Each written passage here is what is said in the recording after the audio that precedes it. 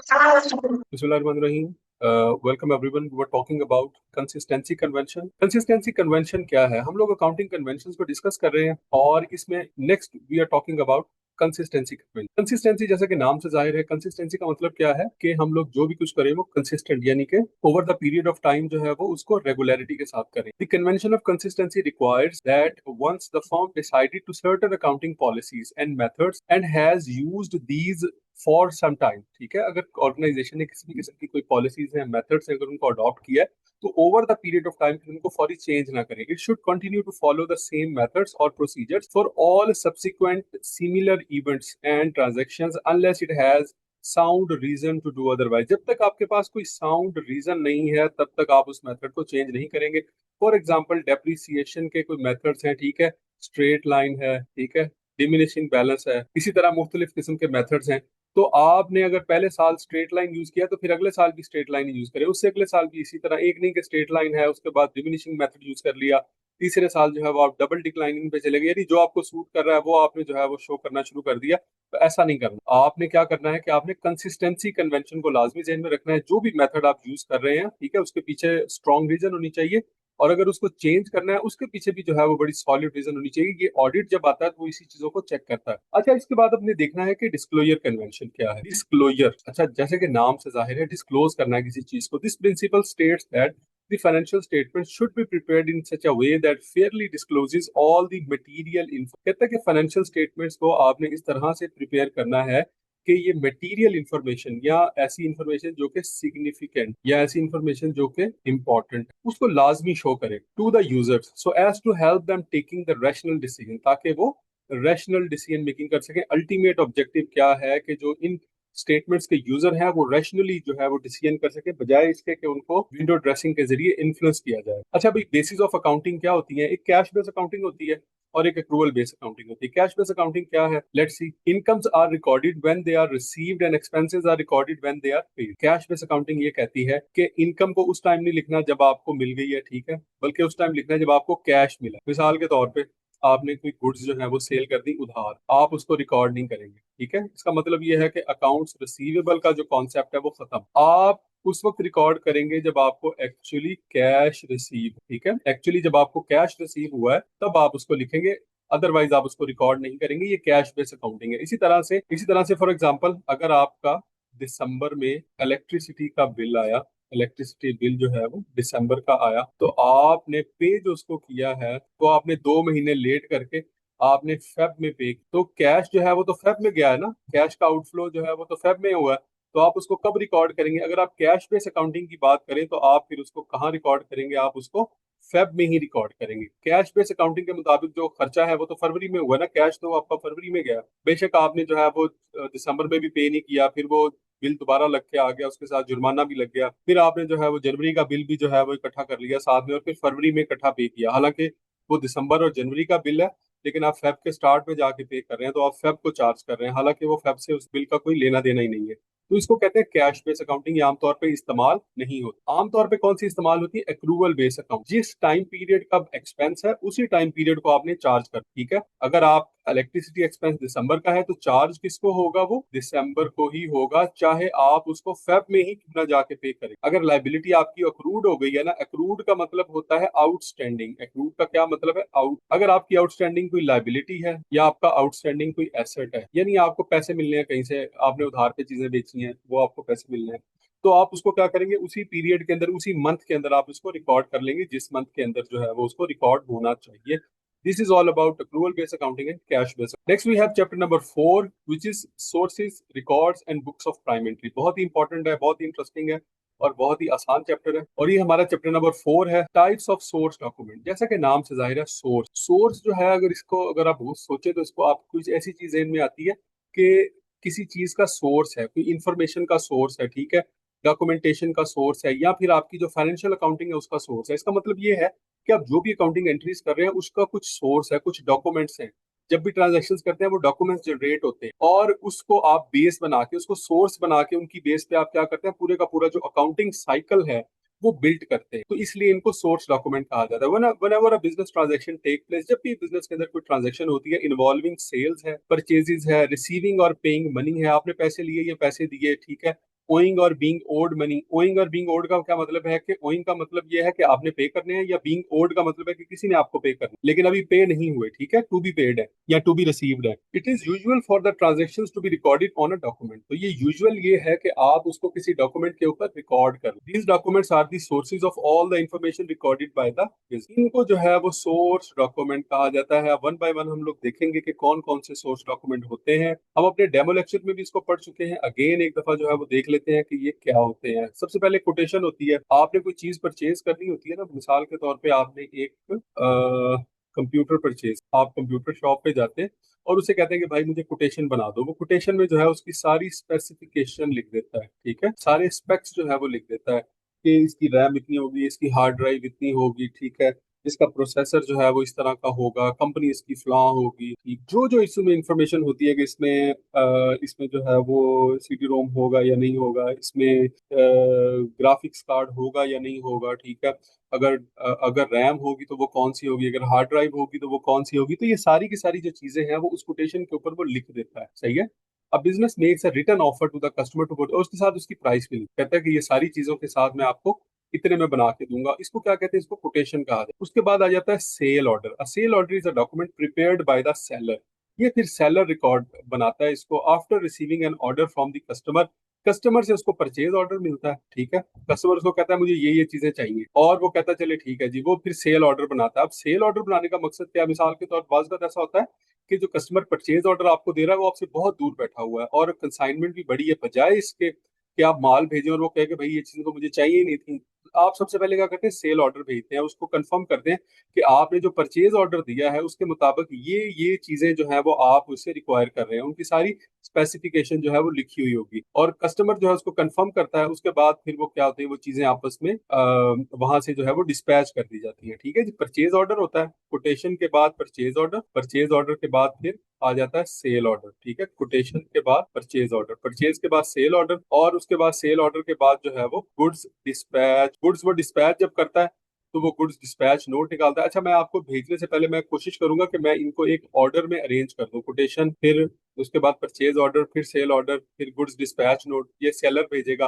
फिर सेलर जब वो ये चीजें भेज देगा तो ये जिसके पास रिसीव होंगी तो वो गुड्स रिसीव नोट बनाएगा, ठीक है, तो वो क्या करेगा, गुड्स रिसीव नोट बनाएगा। अब ये जो चीजें आएंगी इसके साथ क्या आएगी, उनको इनवॉइस भी आएगी, ठीक है। गुड्स रिसीव्ड नोट जो है जब वो रिसीव करेगा साथ में उसको इनवॉइस नहीं मिलेगी। इनवॉइस क्या होती है जी, इनवॉइस बिल होता है असल में, जिसपे उनकी डिटेल लिखी होती है कि कौन कौन सी चीजें हैं और उसकी कितनी प्राइस है, और उसके साथ साथ जो है वो उसने स्टेटमेंट भी बाज़ भेजी होती है। सप्लायर सप्लायर ने ये भेजा होता है कि उसमें सारी स्टेटमेंट होती है कि आपके टोटल कितने पैसे थे और आपने इतने पे कर दिए, इतनी इतनी इनवॉइसेस जो है वो आपकी अभी तक आउटस्टैंडिंग। अच्छा, इसके बाद आ जाता है क्रेडिट नोट और डेबिट नोट। ये जरा एक इंपॉर्टेंट कॉन्सेप्ट है, इसको गौर से देखिएगा। जब आपका सप्लायर जो है ना ये आपको सेंड करता है, जब आपका सप्लायर आपको कोई चीज बेचता है ना, वो क्या करता है, अकाउंट रिसीवेबल को डेबिट करता है, सेल्स को क्रेडिट करके, और जब वो चीज वापस हो जाती है, आप वो चीजें जो आपको उसने बेची थी वो वापस कर दी, तो क्या करेगा, सेल्स रिटर्न जो है वो डेबिट कर देगा और अकाउंट्स रिसीवेबल जो है उसको क्रेडिट कर देगा।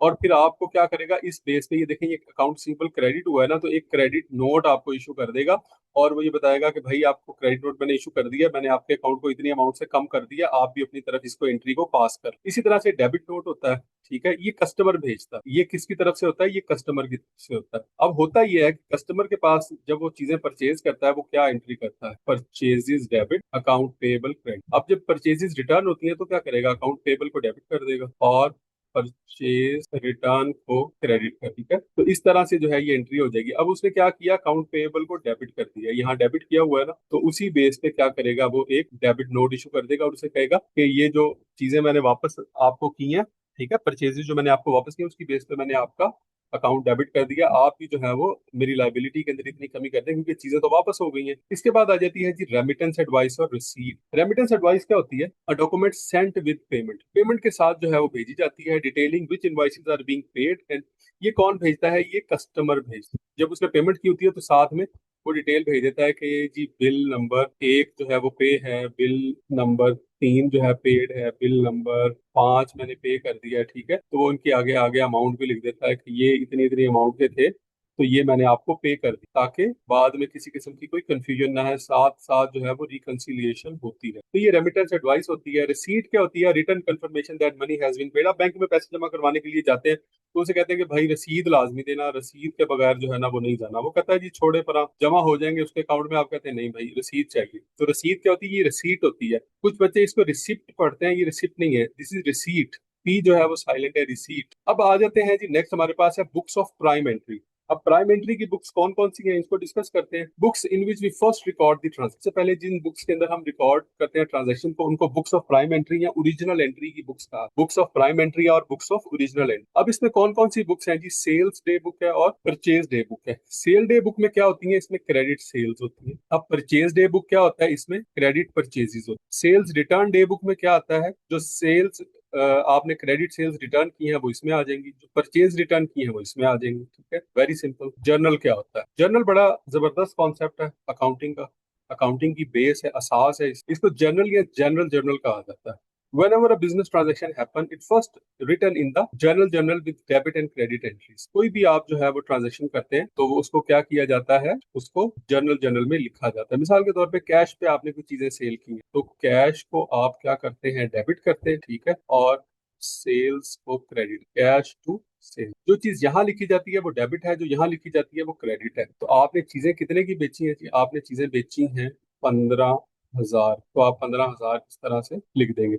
एक ट्रांजेक्शन, उसके दो इफेक्ट हो गए, कैश इंक्रीज हो गया, दूसरा आपकी सेल्स इंक्रीज हो गई। ये आपकी एंट्री है जो कि आप जनरल में करते हैं। नेक्स्ट आ जाती है आपकी कैश बुक। जो कैश का आपका जो इनफ्लो आउटफ्लो हो रहा है उसको रिकॉर्ड करने के लिए हम कैश बुक इस्तेमाल करते हैं। Is the book of prime entry for cash receipts and payment. Cash receipts और पेमेंट जो भी हैं, चाहे वो कैश की फॉर्म में आ रहा है या बैंक में आ रहा है। बैंक में आ रहा है तो भी तो वो आपका आपका एक तरह का कैश ही है ना, तो उसको भी आप क्या करेंगे? वहां पर रिकॉर्ड कर। उसके बाद आ जाता है एक और कॉन्सेप्ट, दैट इज पेटी कैश। पेटी कैश क्या होता है? पेटी cash is a small amount of cash kept in the office for small daily expenses. ये स्मॉल डेली एक्सपेंसेस के लिए होता है। मिसाल के तौर पे दफ्तर में आपको जो है वो आइस चाहिए, बर्फ चाहिए पानी ठंडा करने के लिए। दफ्तर में जो है वो कोई आपका कोई दोस्त, कोई कस्टमर आ जाता है, उसके लिए उसको आपने कोल्ड ड्रिंक पिलानी है, ठीक है। इसके अलावा कोई छोटा मोटा सामान आया है रेडी वगैरह के ऊपर या गाड़ी पे, उसका आपने फेयर पे करना है, रेंट वगैरह पे करना है। तो क्या आप इन सब चीजों के लिए चेक इस्तेमाल करेंगे हर दफा? बिकॉज ये तो एक टाइम कंज्यूमिंग काम है। तो आप क्या करेंगे? आप कुछ पैसे निकलवा के, ठीक है, एक सर्टन अमाउंट जो है वो निकलवा के आप एक अकाउंट में रख लें। सही है। इसको क्या कहा जाता है? इसको पेटी कैश कहा जाता है। इसका रिकॉर्ड भी रखा जाता है बकायदा। पेटी कैश बुक इसके लिए बनाई जाती है। मिसाल के तौर पे आप क्या करते हैं कि महीने के शुरू में ना 10,000 रुपए का आप पेटी कैश मेंटेन कर लेते हैं। महीने में जो भी छोटे मोटे खर्चे होते हैं वो आप इसमें से करते रहते हैं। आपको पता लगता है कि ड्यूरिंग द मंथ आपने इसमें से कितना एक्सपेंस किया। आपने इसमें से जो है वो 4,000 का एक्सपेंस कर लिया, बाकी कितने बचे आपके पास? 6,000। फिर आप क्या करते हैं? इसको आप रीफिल कर ले। कितने से? अगेन 4,000 से। 4,000 से माइनस हुआ था, 4,000 से ही आपने इसको रिफिल कर लिया। At the end of the month जो है वो क्या होगा? दोबारा आपके पास बैलेंस 10,000। ये स्टार्ट था, ये एंड है। इसका मतलब है स्टार्ट और एंड के अंदर आपका जो बैलेंस है वो सेम है। इस सिस्टम के तहत पेटी कैश को मेंटेन करने को इम्प्रेस्ड सिस्टम कहा जाता है। क्या कहा जाता है जी? Impress system. कि आपका ओपनिंग क्लोजिंग बैलेंस जो है वो इक्वल होता है। आप इम्प्रेस सिस्टम को पढ़ लेते हैं। Impress system is a method of managing पेटी cash in which a fixed amount of money is kept for small expenses के लिए जो है फिक्स अमाउंट आप अपने पास रख लेते हैं। When the petty cash is used, जब आप पेटी कैश को यूज करते हैं, इट इज रिप्लेनिश्ड और refilled to the original fixed amount after checking the voucher. ठीक है, जब आप पेटी कैश यूज करते हैं तो फिर इसको आप रिप्लेनिश कर लेते हैं जितना यूज हुआ होता है उस टाइम पीरियड के अंदर। और आफ्टर चेकिंग वाउचर्स, उसके वाउचर जो बिल वगैरह है वो जारी बात है वो आपने मेंटेन किए होते हैं, जिसने भी खर्च किया तो वो देख के आप उसको दोबारा at the end of the month छोटा सा ऑडिट करके उसको रिप्लेनिश कर लेते हैं। For example, impress system is rupees 10,000 and 3,000 is spent, the business will give rupees 3,000 again and make it a total of rupees 10,000, और ताकि उसको दोबारा जो है वो 10,000 के लेवल पे लाया जाए। और इस तरह से जो है ये इम्प्रेस सिस्टम के तहत पेटी कैश चलता रहता है। अब आ गया जी हमारे पास chapter number 5। Chapter number 5 is about journal है, और उसके अंदर जो है वो जर्नल एंट्रीज भी हम करेंगे, लेजर भी देखेंगे, ट्रायल बैलेंस भी देखेंगे। ठीक है, तो जर्नल क्या कहता है? Journal is the main book of accounting where all transactions are recorded for the first time in date order. ठीक है, फॉर द फर्स्ट टाइम जो है वो इसमें हम लोग एंट्रीज रिकॉर्ड करते हैं। It is also called the book of original entry. इसको ओरिजिनल एंट्री की बुक भी कहा जाता है, बुक्स ऑफ ओरिजिनल एंट्री, या प्राइम एंट्री की बुक भी कहा जाता है। क्या कहा जाता है? Prime entry. लेजर होता क्या है? Ledger is the main book of account where all transactions are classified and recorded account wise. Ledger के अंदर जो है फिर जनरल के बाद, जनरल जो है वो फर्स्ट स्टेप है अकाउंटिंग का। सेकंड स्टेप कौन सा है? वो लेजर है। ये मैं बना के भी आपको बताऊंगा आगे कि जनरल कैसे बनाते हैं और जनरल के बाद लेजर कैसे बनाते हैं। Ledger is the main book of account where all transactions are classified and recorded account wise. तमाम ट्रांजेक्शन को अकाउंट वाइज हम रिकॉर्ड करते हैं। After recording transaction in the journal they are posted to the ledger. Journal में post करने के बाद फिर क्या करते हैं? सेकंड स्टेप पे उसको लेजर में ले आते हैं, ठीक है, उनके खाते बना लेते हैं।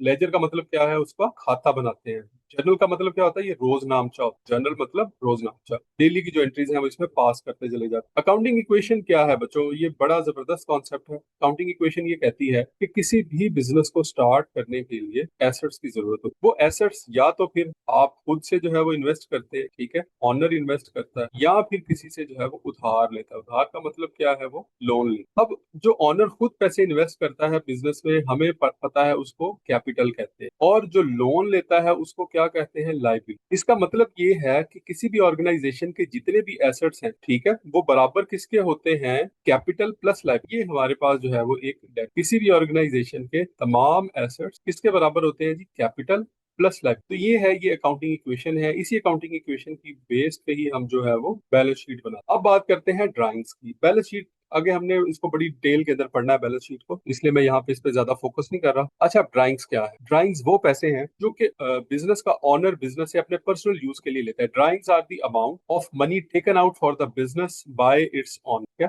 वो पैसे हैं जो कि ऑनर ने अपने पर्सनल यूज के लिए लिए हैं? इसको क्या कहा जाता है? इसको ड्राइंग्स कहा जाता है। मिसाल के तौर पे at the end of the day उसने जो है वो बच्चों की स्कूल फी पे करनी थी, तो उसने क्या किया कि बिजनेस से 10,000 रुपया उठा लिया। तो उसकी वो बकायदा एंट्री करेगा ड्राइंग्स अकाउंट के अंदर, और वो 10,000 जो है वो अपने साथ ले जाएगा। Double entry book keeping system होती क्या है? इसके रूल्स क्या है? अब हम ये डबल एंट्री बुक कीपिंग को थोड़ा सा तो हमने देख लिया कि ये कैसी ट्रांजैक्शन होती है जिसके हमेशा दो इफेक्ट हो, ठीक है। अब आप देखेंगे rules for the double entry क्या है। ये डेबिट क्रेडिट क्या होता है? डेबिट क्रेडिट असल में खाते की दो साइडें होती है। जर्नल के अंदर ये रोजनामचा होता है, उसमें भी जो है वो दो साइड्स होती हैं। एक को डेबिट कहते हैं, एक को क्रेडिट कहते हैं। अब वो कहते हैं कि इंक्रीज इन एसेट जो है वो क्या होता है? वो डेबिट होता है। कोई भी एसेट, कोई भी असासा आप जो है वो परचेज करते हैं तो क्या होता है? वो उसको डेबिट कहते हैं। मिसाल के तौर पे आपके कैश में इजाफा हुआ, आपने कैश पे सेल्स की है, कैश डेबिट सेल्स क्रेडिट, सही है। तो इसका मतलब ये है कि कैश में इजाफा हुआ, इंक्रीज इन एसेट। कैश एक एसेट है ना। एसेट कौन सी चीजें हैं? कैश है। अब आप देख लें जरा, कैश है, अकाउंट्स रिसीवेबल है, जो आपने किससे पैसे लेने हैं वो भी कैश ही है, जो आपके बैंक में पैसे पड़े हैं, ठीक है, बैंक अकाउंट में पैसे पड़े हैं वो भी आपका एसेट। इसके अलावा आपका जो स्टॉक पड़ा हुआ है चीजों का वो भी आपका एसेट है। उसके अलावा आपके जो प्लांट हैं वो भी आपके एसेट हैं। लैंड आपकी कोई पड़ी हुई है वो भी एसेट है।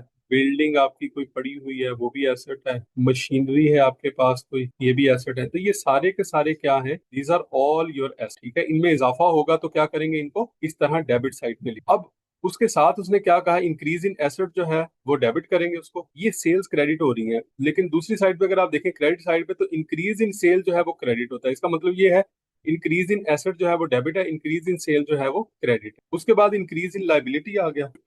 Increase in liability, increase in liability कैसे होती है? जिसका मतलब ये है कि आपने कुछ परचेजेस टू अकाउंट्स पे, परचेजेस जो है वो आपने उधार पे किए हैं, तो इंक्रीज इन लाइबिलिटी जो है तो क्या होगी? वो क्रेडिट होगी। और डिक्रीज अगर लाइबिलिटी हो जाएगी वो क्या होगी? अब अकाउंट पेबल, अगर आपने पैसे वापस करे तो अकाउंट पेबल डेबिट हो जाएगा, ठीक है। कैसे करेंगे? अकाउंट पेबल को डेबिट कर देंगे। कैश जो है आपने पे कर दिया वो कम हो जाएगा, क्योंकि डिक्रीज इन एसेट हो गया ना। डिक्रीज इन एसेट जो है वो क्रेडिट हो गया, कैश क्या हो जाएगा? क्रेडिट हो जाएगा, अकाउंट पेबल जो है वो डेबिट हो जाएगा। इस तरह इंक्रीज इन एक्सपेंस जो है वो भी डेबिट होता है, ठीक है।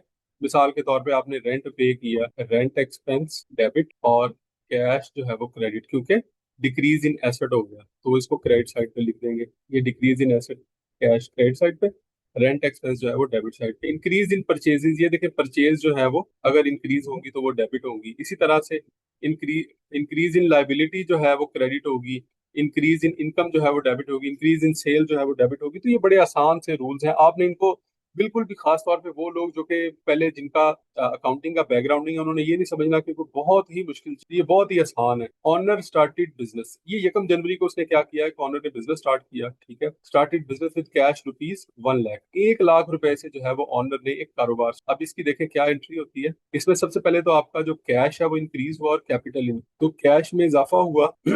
तो उसको डेबिट करेंगे 1 लाख, और कैपिटल में इजाफा होता है तो उसको क्रेडिट करते हैं, वो भी एक। तो कैश डेबिट और कैपिटल क्रेडिट। दूसरी एंट्री देख लेते हैं, परचेज गुड्स फॉर कैश। हमने ये कहा था कि परचेज में इजाफा हो तो उसको डेबिट में लिख, तो परचेजेस अकाउंट जो है वो डेबिट हो गया, कैश जारी बात है चला गया वो क्रेडिट हो गया, एक एसेट में कमी हो गई, परचेजेस आपकी इंक्रीज हो गई, तो 30,000 से डेबिट क्रेडिट हो गया। थर्ड जैन को जो है वो एक और एंट्री होती है, purchase goods on credit form Ali ₹20,000।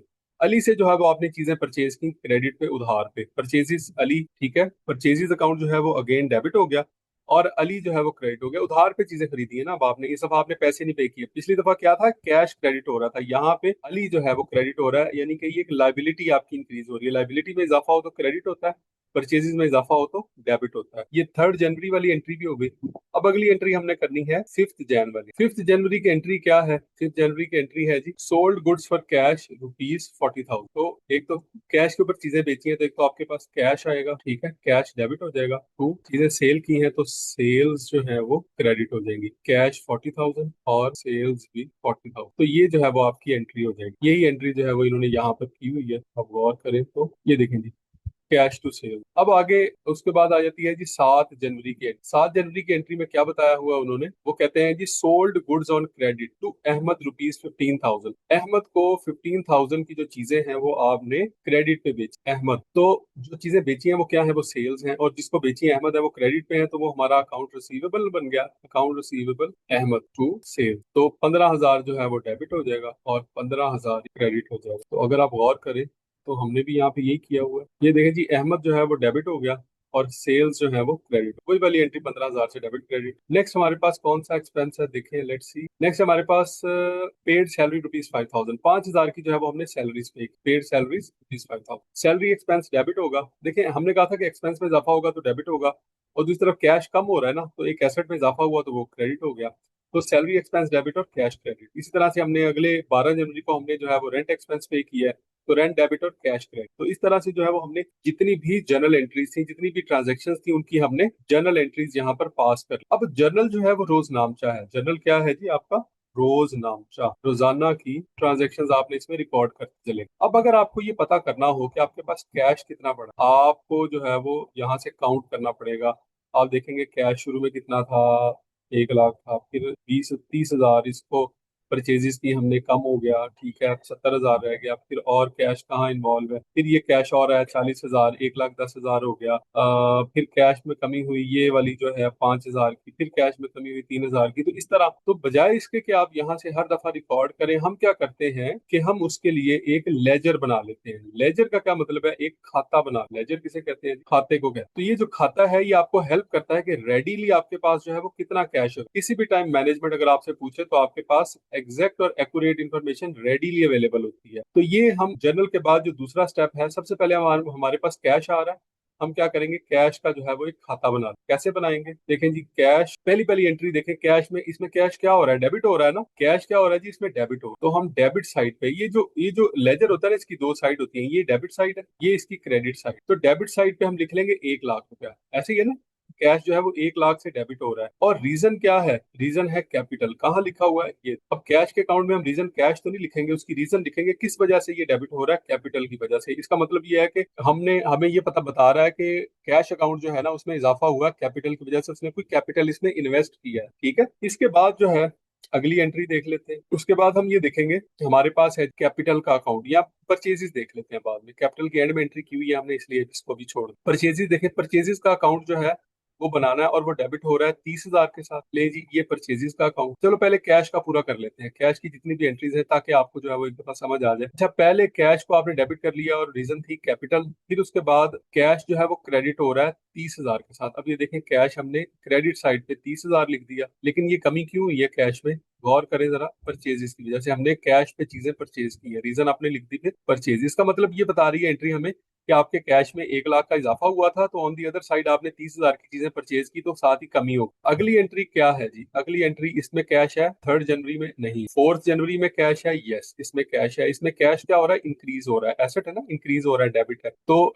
Debit side पे कैश हो रहा है 40 हजार, 40 हजार से कैश डेबिट कर दिया हमने इसमें। और रीजन क्या था, रीजन है सेल्स, यही है ना एंट्री, ये एंट्री यार, रीजन क्या है, सेल्स। तो यहाँ पे हमने सेल्स लिख दी, जो आपको आपको कैश अकाउंट के अंदर बता रही है कि सेल्स की वजह से आपका जो कैश अकाउंट है वो 40,000 से डेबिट हो गया, इंक्रीज हो गया। इसी तरह से फिर अब आप देखते हैं कि क्या इसके अंदर कैश है, इसमें कैश नहीं है। 7 जनवरी वाली एंट्री में क्या 10 जनवरी वाली एंट्री में कैश है? यस, इसके अंदर भी कैश मौजूद है। तो इसमें कैश क्या हो रहा है? क्रेडिट हो रहा है 5,000 से। 5,000 से कैश क्रेडिट हो रहा है। रीजन क्या है इसकी? रीजन है सैलरी। तो यहाँ आपने सैलरी एक्सपेंस लिख दिया। उसके बाद आपकी आखिरी एंट्री अगर आप देखें, इसमें भी कैश इन्वॉल्व है। कैश फिर क्रेडिट हो रहा है 3,000 से। आपने क्रेडिट साइड पे 3,000 लिख दिया। और रीजन क्या है जी? Rent x. आपने यहाँ पे रेंट एक्सपेंस लिख दिया। अब जो कैश का इनफ्लो आउटफ्लो है वो सारा आ गया यहाँ पे। अब आपने क्या करना है? अब आपने 1,40,000 इसको जमा कर लें, जो बड़ी साइड है उसको जमा कर। ठीक है, यहाँ तो देखें, अगर ये तीन अमाउंट्स को मिलाएं तो 30 और 5 35 और 3 38,000 है।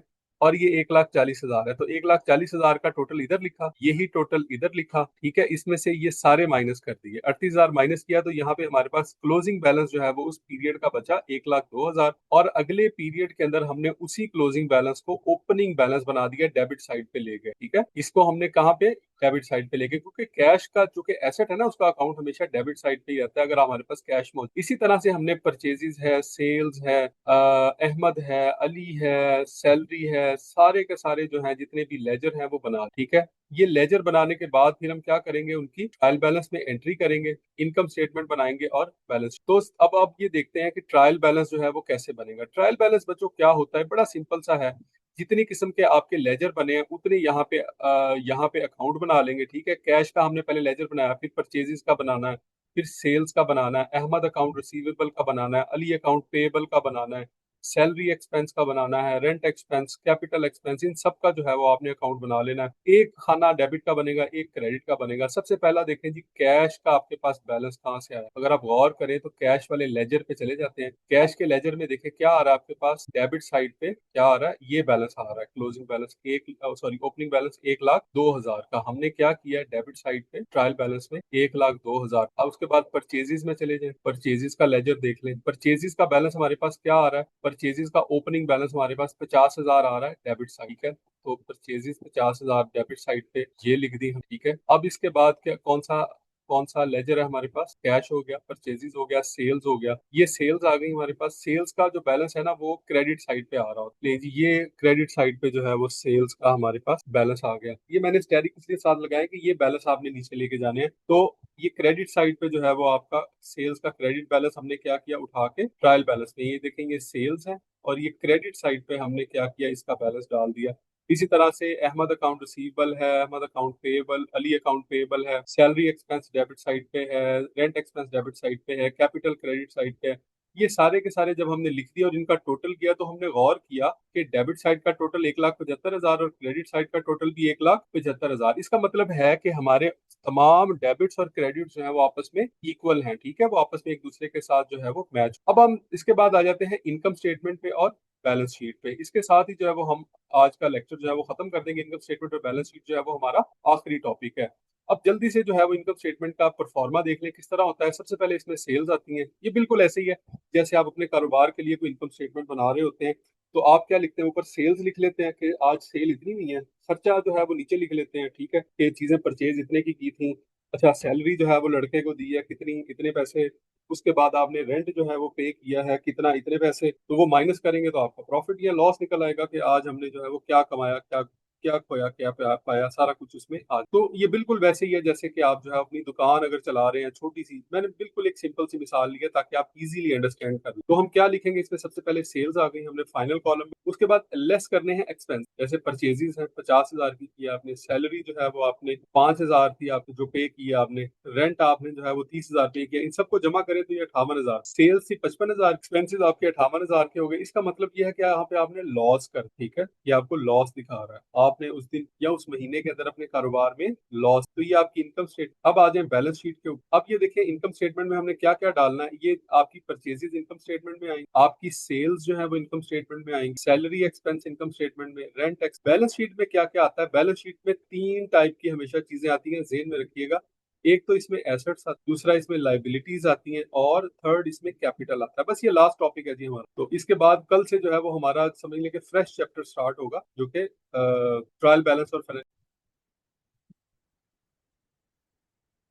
जी, तो हम इनकम स्टेटमेंट को डिस्कस कर रहे हैं कि किस तरह से हम लोग ट्रायल बैलेंस से इनकम स्टेटमेंट बनाते हैं। तो ट्रायल बैलेंस का एक एक आइटम हम उठाते चले जाएंगे और उसको इनकम स्टेटमेंट में या बैलेंस शीट में जहां पे उसकी जगह है वहां पे उसको पुट करते चले जाएंगे। तो इसी तरह से अब हमने जब सारे के सारे आइटम्स पुट कर लिए तो अब हमारे पास जो है वो इस तरह से कुछ जो है वो स्टेटमेंट बन जाती है। तो अगर आप गौर करें तो फाइनल कॉलम में हमारे पास सेल्स मौजूद है, इनर कॉलम में हमारे पास परचेजेस है, ठीक है, सैलरी है और रेंट है।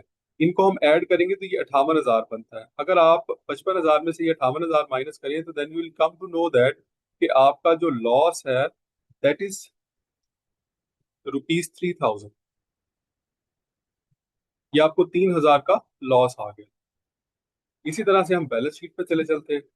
इनकम स्टेटमेंट से हमें प्रॉफिट या लॉस पता लगता है। बैलेंस शीट जो है वो आपको क्या, वहां पे आपने इक्वालिटी जो है वो देखनी होती है। वैसे तो आपको एसेट्स लाइबिलिटीज और कैपिटल के बारे में बताती है, लेकिन यहाँ पे आपका जो बैलेंस है वो इक्वल होना भी जरूरी है, तो ही आपका सवाल ठीक होता है। लेकिन यहाँ पे आपको जो है वो बैलेंस शीट इनकम स्टेटमेंट वगैरह के क्वेश्चन नहीं आएंगे। एसेट साइड पे देखें तो कैश जो है वो 1,02,000 रुपया और अकाउंट्स रिसीवेबल जो है वो 15,000। ठीक है जी। बैलेंस शीट के अंदर अगर एसेट साइड पे देखें, कैश 1,02,000 आ रहा है और अकाउंट्स रिसीवेबल 15,000, तो ये टोटल 1,17,000 हो गया। फाइनल कॉलम में भी यही 1,17,000 आ गया। इसी तरह से ऑन दी अदर साइड अगर लाइबिलिटीज और कैपिटल साइड पे देखें तो हमारे पास अकाउंट पेएबल में 20,000 है, कैपिटल जो था हमारा वो 1,00,000 का था।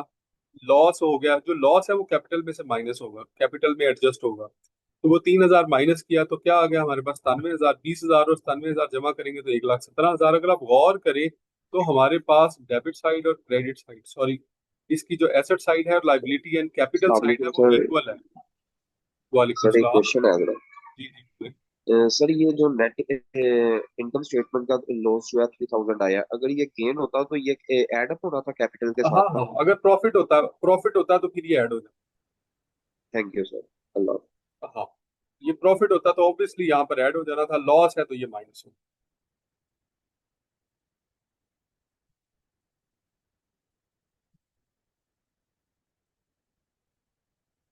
अच्छा जी, इसके साथ ही अगर आप देखें तो आपने पूरे का पूरा ये जो अकाउंटिंग साइकिल है इसको आपने कंप्लीट कर लिया। अब आपने कल का जो आपका होमवर्क है वो भी मैं आपको बता देता हूँ। इससे पहले मैं आपको बता दूं कि अकाउंटिंग साइकिल है क्या। इसमें ट्रांजैक्शंस होती हैं सबसे पहले, फिर जर्नल में आप एंट्री करते हैं। ट्रांजैक्शंस आपको कहाँ से मिलती हैं? सोर्स डॉक्यूमेंट से, वो जो मैंने आपको बताया था, ठीक है। रिसीट है, आपकी गुड्स रिसीव नोट है, गुड्स डिस्पैच नोट वगैरह है, इस तरह की जो चीजें हैं, वहां से इनवॉइस है, वहां से आपको जो है वो इन्फॉर्मेशन मिलती है। उसकी बेस पे आप ट्रांजैक्शन कर लेते हैं, फिर आप जर्नल बनाते हैं, फिर आप लेजर बनाते हैं, फिर ट्रायल बैलेंस पे आ जाते हैं, फिर इनकम स्टेटमेंट पे और फिर बैलेंस शीट पे। इसी तरह से जो है वो आप लोग जो है वो पूरे का पूरा ये अकाउंटिंग साइकिल कंप्लीट कर लेते हैं। अगर आप यहाँ पे देखें इसमें तो सोर्स डॉक्यूमेंट है, जर्नल है, लेजर है, ट्रायल बैलेंस है और फाइनेंशियल स्टेटमेंट है। फाइनेंशियल स्टेटमेंट से मुराद कौन सी स्टेटमेंट्स है यहाँ पर? इनकम स्टेटमेंट और बैलेंस शीट। और इस तरह से जो है वो हमारा अकाउंटिंग साइकिल कंप्लीट हो जाता है। अब आपका कल का होमवर्क ये है कि आपने कल हमारा जो टेस्ट होगा वो कंप्लीट यहाँ तक होगा। यानी ये टोटल पहले 5 चैप्टर बनते हैं, तो पहला चैप्टर भी इसमें इंक्लूड होगा जो हमने पहले दिन किया था। तो टोटल 5 चैप्टर्स, आज के दिन हमने 4 चैप्टर्स कर लिए। टोटल चैप्टर नंबर 1 से लेके चैप्टर नंबर 5। अच्छा भाई, एक चीज ध्यान में रखिएगा, टाइम हमारे पास है शॉर्ट, बिकॉज जॉब अनाउंस हो गई है, इसमें अब आपको ज्यादा टाइम नहीं मिलेगा। 10-15 दिन जो है वो अप्लाई करने में है, आगे जो है वो मैक्सिमम भी आपको मिल गया तो महीना मिल जाएगा। तो ये कोई बहुत ज्यादा टाइम नहीं है। आपने जीके भी करना है, आपने सेल्स टैक्स भी करना है, आपने मैनेजमेंट अकाउंटिंग भी करनी है, आपने फाइनेंस भी करना है, आपने फाइनेंशियल अकाउंटिंग भी करनी है, एक कुछ चीजें और भी करनी है आपने, ठीक है। आपने इनके एमसीक्यूज भी करने हैं। तो ये सारी की सारी जो चीजें हैं they take, they really takes time, ठीक है। तो इसमें आप लोगों ने क्या करना है कि इनके ऊपर ज्यादा, बहुत ज्यादा जो है वो टाइम अपना वेस्ट नहीं करना, जल्दी जल्दी जो है वो आपने इन चीजों को प्रिपेयर करते चले जाना है। तो this is all about today's lecture. अगर आप लोगों का कोई क्वेश्चन हो तो आप ग्रुप के अंदर पूछ सकते हैं, मुझे मैसेज कर सकते हैं, एडमिन को जो है वो मैसेज करके पूछ सकते हैं, and obviously you will find the answer. तो आज के लिए बस इतना ही। अल्लाह हाफिज।